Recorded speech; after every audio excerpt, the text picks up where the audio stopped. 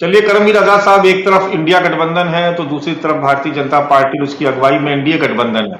एक तरफ seat sharing की बात तो दूर, आपसी गठबंधन भी होगा ये तय नहीं हो पा रहा, और दूसरी तरफ भारतीय जनता पार्टी उत्तर प्रदेश की उन 14 सीटों पर लगातार रणनीति बना करके मैदान में भी उतर चुकी है, जो सीटें वो पिछली बार हार चुकी थी।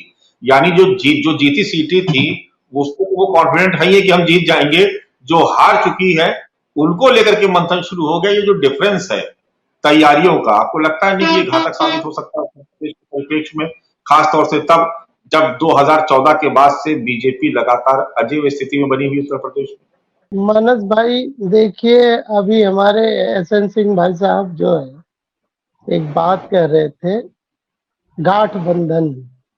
मैं इनसे पूछना चाहता हूँ, एसएन सिंह साहब की तरफ मत जाइए, सीधा सवाल, उसका सीधा जवाब चाहिए। करमवीर आजाद साहब, दो अलग अलग धड़े, एक तरफ इंडिया एक तरफ एनडीए। मैंने आपके सामने दोनों की तस्वीर रखी और ये ढकी छुपी बात नहीं। सुनील बंसल की अगुवाई में एक महीना मैं वो बैठक हुई। मानस भाई बात तो वही जा रही है, बात तो वही जा रही है। पहले बात तो पूरी सुन लीजिए। इनके यहाँ 36 घटक दलों के गठबंधन से एनडीए बना है। क्या इनके यहाँ विवाद नहीं होता है? आप याद करिए, वो ओम प्रकाश राजभर, जिस ओम प्रकाश राजभर का आज फिर से वापस वो एनडीए गठबंधन का हिस्सा बने हैं, चाहे संजय सिंह चौहान हो, चाहे इनके जितने छोटे छोटे घटक दल हो, चाहे अनुप्रिया पटेल जी हो। आप याद करिए, जब चुनाव आया था लोकसभा 2019 में, उसके पहले कितना विवाद था। और ऐसा नहीं है कि इनके यहाँ पे विवाद है नहीं, विवाद इनके यहाँ भी है, लेकिन अभी है क्या, क्योंकि भारतीय जनता पार्टी एक जो है पूरी तरह से उसको ढक के रखती है।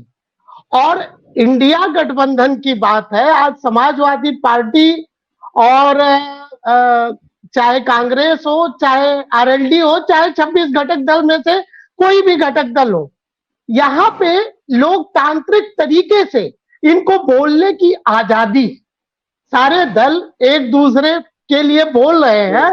इवन यहाँ तक कि राष्ट्रीय अध्यक्ष को छोड़िए, प्रदेश अध्यक्ष भी अपना वक्तव्य रख रहे हैं। अजय राय की आप बात कर रहे हैं, अजय राय ये कहते हैं, अब उनके सुन तो लीजिए मानस भाई, का मतलब ये है कि आप किसी बड़ी राष्ट्रीय पार्टी के प्रदेश अध्यक्ष को आप चिरकुट कह दीजिए, आप कह दीजिए इनकी कोई हैसियत नहीं है, आप कह दीजिए ये धोखेबाज है, ये लोकतंत्र की बात ये नहीं, अब यही तो लोकतंत्र की खूबसूरती है, और यही तो अभिव्यक्ति की आजादी। चिरकुट कह दिया तो क्या भाई, एक राष्ट्रीय अध्यक्ष के लिए अगर उन्होंने किसी गलत अपशब्द का प्रयोग किया, अगर उन्होंने उसमें आवेश में आकर के मान लीजिए चिरकुट ही कह लिया, अरे ये छोड़िए ना, एनडीए में कितनी बातें होती है। मैं ये नहीं समझता हूँ मानस भाई, मीडिया और हमारे मीडिया के बंधु इस बात को इतना हाईलाइट क्यों करते हैं? अगर उस चीज को, अगर किसी ने एक शब्द कह दिया, उसको इतना हाईलाइट क्यों करते हैं? और उस बात को बिल्कुल भी नहीं छेड़ते जो भारतीय जनता पार्टी में। एक मुझे कहावत याद आ गई, एक